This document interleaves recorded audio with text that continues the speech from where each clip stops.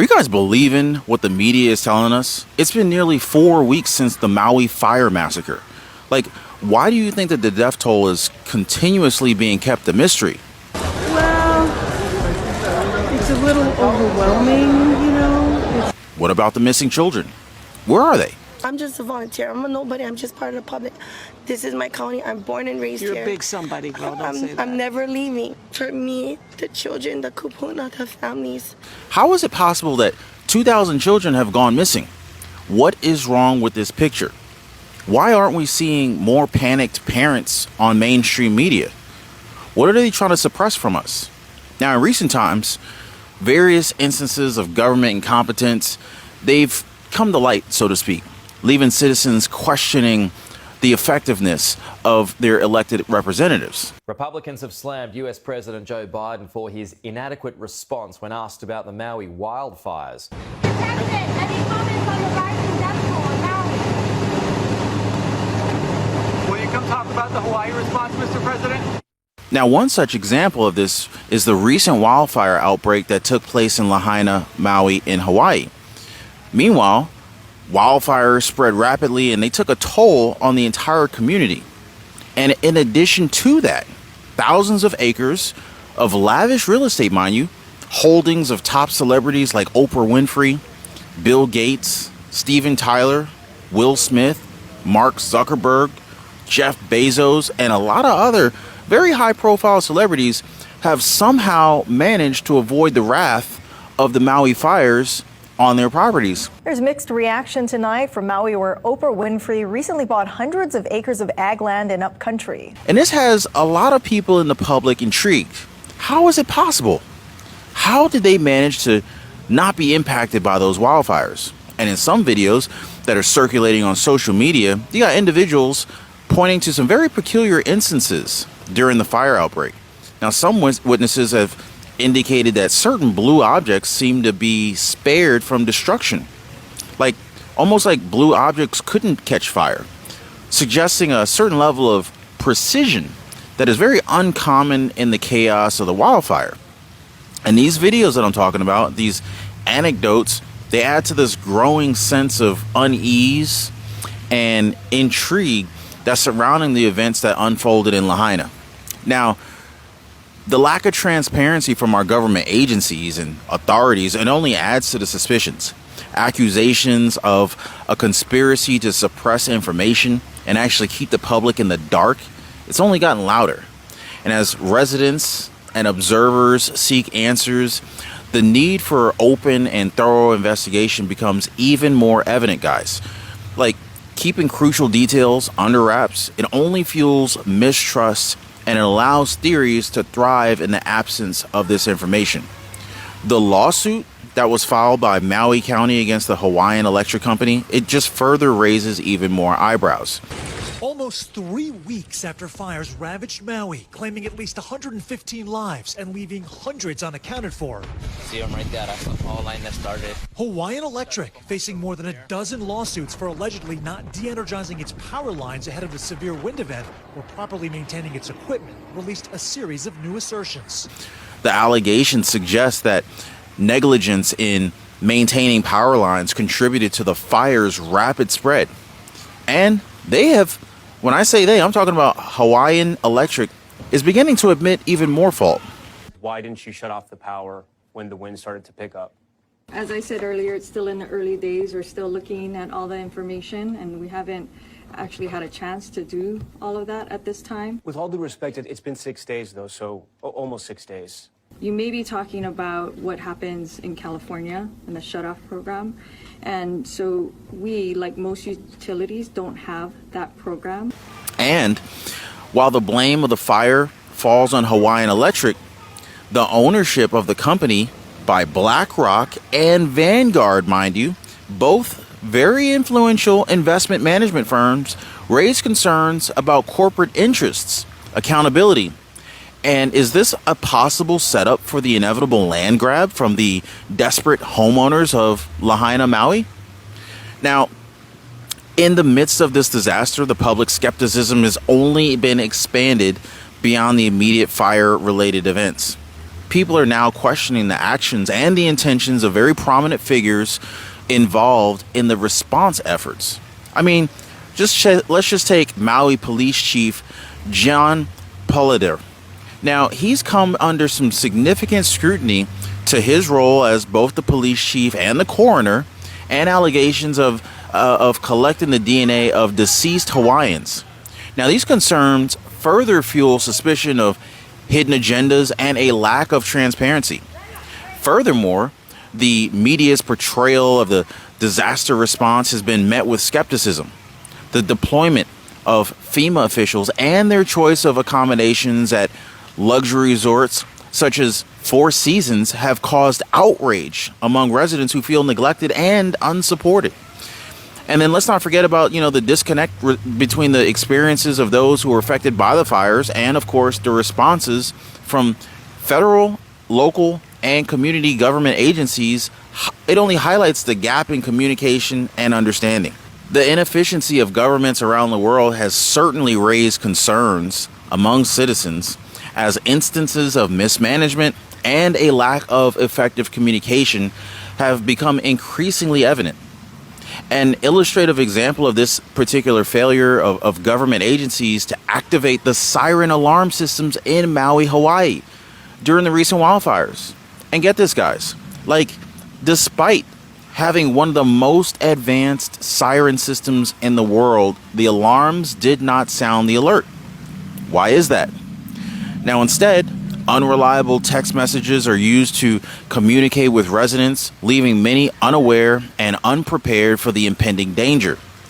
Such missteps underscore the need for more competent governance and, that can effectively respond to emergencies and safeguard citizens' lives. Though not confirmed, the sentiment persists that there might be a little bit more to the story than meets the eye. Why weren't the sirens turned on? And the reason why, and so many people said they could have been saved if they had time to escape. Had a siren gone off, they would have known that there was a crisis emerging. And as we know, so many bodies were found in the ground. Do you want him to give you the answer, or do you want to give? Well, then let him finish. Let him finish his answer. Sorry, there's a lot of people. Well, you're talking and you're not letting him talk. If you want to talk, come up here. I'm ready for the answer. Then wait. Now, of course, we have heard from the police chief and different government officials and talking heads about why they weren't turned on. But what's the real reason? Now, in the wake of the government and corporate incompetence, innovative companies have actually risen to address gaps in the market. And talk about incompetence. We all know just a few months ago how Bud Light just trashed their market cap. And, with their recent marketing campaign, it's just been a mess. I mean, y'all saw that, right? And I want to tell you guys about something that I think that you guys should know about. Here's how to capitalize on incompetence in the right way. Not like these billionaires that are just trying to buy the land in Maui for pennies on a dollar and are aggravating people. Here's a company that is trying to do good and to capitalize on the failures of woke big alcohol by going to what people want to see, which is their favorite influencers. Now, one company which has sponsored today's video is Liquor House Incorporated, which has, by the way, recognized the failures of some of these traditional alcohol giants in adapting to changing consumer behaviors. Now, I want you guys to take note of the company which leverages a network of over 550 influencers to market and sell alcohol products online. Now, this particular strategy, it's capitalizing on the growing trend of influencer marketing, and it resonates with consumers that are seeking personalized experiences. Now, Liquor House Incorporated, they understand the evolving landscape of consumer behavior and has strategically capitalized on it. And as the C-19 pandemic once again threatens to reshape shopping habits once again due to potential restrictions, Liquor House remains primed to be able to seize the online market. And with a network of over 550 influencers comprising of bar owners, bartenders, mixologists, and industry experts, the company has already established a very direct link to its target audience. And this strategy sets Liquor House apart from legacy alcohol giants like Bud Light, which often struggle to grasp the nuances of the modern consumer. Despite initial setbacks, Liquor House Incorporated presents a very compelling investment opportunity. One of the most striking aspects of Liquor House's potential lies in its recent IPO on the NASDAQ under the ticker symbol LQR, which is on your screen right now. So take note of the ticker symbol LQR. Again, they're on the NASDAQ, and despite a very challenging market environment, high interest rates, as well as many other external factors, the company's stock price has essentially experienced an 80% decline. Now, this plunge, while seemingly daunting, it reveals a significant opportunity to investors. Now, just to go ahead and put things into perspective, this stock here, it would literally need to like quadruple to reach the IPO price that initially raised $5 million from some very smart investors. Now, this unique situation has attracted a lot of attention due to the potential of a short position. If it were to unwind, this stock could really do some amazing things, potentially propelling the stock price back to its IPO value. Now, just think about what would happen if that short position were to unwind. And beyond that, the company's commitment to its own stock through a repurchase program, it's a very, very promising sign, and it demonstrates the confidence in its growth potential. The involvement of insiders, including the CEO's significant recent stock share purchase, it really signals optimism and a potential turnaround, in my personal opinion. And this, coupled with the CEO's recent purchase of 86,000 shares, it just showcases a unified belief in the company's growth prospects. Now, Liquor House's business model, it extends beyond leveraging influencers to sell existing alcohol products. An additional advantage lies in the company's ability to create its own alcohol brands. This strategy opens the door to higher profit margins, especially one of these proprietary label experiences. Think about this. If one of these proprietary labels that they own experiences exponential growth, imagine what would happen. The profit margins are astoundingly greater than simply selling another company's brand. Now, between 2021 and 2022, Liquor House demonstrated remarkable resilience, achieving a 100% increase in revenue. And these impressive figures, they lay the groundwork for continued growth in 2023.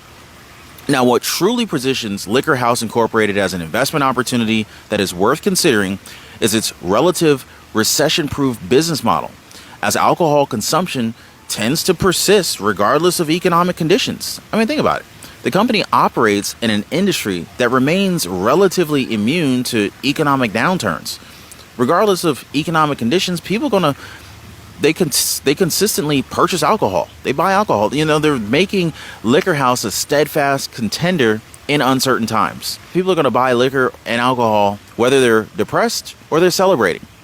I mean, the ability to weather the storm and maintain a stable revenue, it really speaks volume about the company's adaptability and their strategic foresight. And this resilience positions the company as a very stable investment option, able to navigate through economic fluctuations. The company's success in generating revenue growth of 100% between 2021 and 2022, it only underscores the ability to adapt and to create market opportunities. The prevailing instances of government incompetence, the enigmatic wildfires in Lahaina, Hawaii, Maui, the extravagance of celebrity real estate holdings, and the rise of Liquor House Incorporated as an investment opportunity showcases the multifaceted landscape of modern society today. And as citizens demand more accountable governance and greater transparency, opportunities arise for innovative companies to fill market gaps and to address consumer needs. And in a world marred by uncertainty, these developments, they remind us of the very importance of critical analysis, due diligence, and a very hopeful outlook for the future. In an era tainted by skepticism and doubt, Liquor House serves as a reminder that opportunities exist for those who are willing to explore them, for those who are willing to investigate, and for those who embrace change. Amidst government mishaps and mysteries surrounding natural disasters, the rise of this innovative company shines as a beacon of hope. As investors weigh their options, Liquor House, they stand ready to demonstrate its potential for growth, resilience, and long-term profitability. By seeking out such opportunities, individuals have the power to transform uncertainty into optimism and to forge a path forward towards a brighter future.